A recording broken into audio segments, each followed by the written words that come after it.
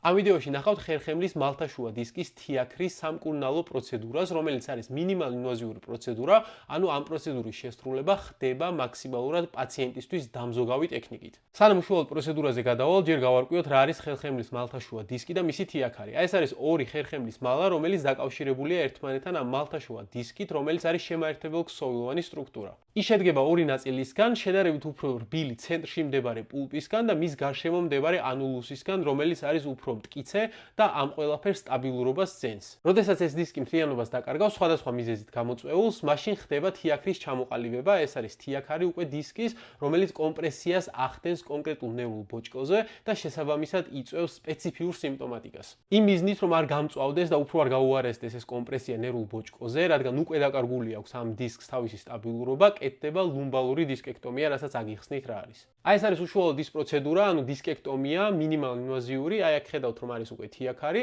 პირველ რიგში ეს პროცედურა იწყება იმით, რომ გაიდვაიერი შედის უშუალოდ დაზიანებულ დისკში, რათა მოხდეს ორიენტაცია. შემდეგ ხდება ამ მისადგომი წერტილის გაფართოება სპეციალური მანდრენით, რათა მიუდგეს ენდოსკოპი უშუალოდ თიაქრის ნაწილს და მოახდინოს, ასე ვთქვათ, მისი მოცილება.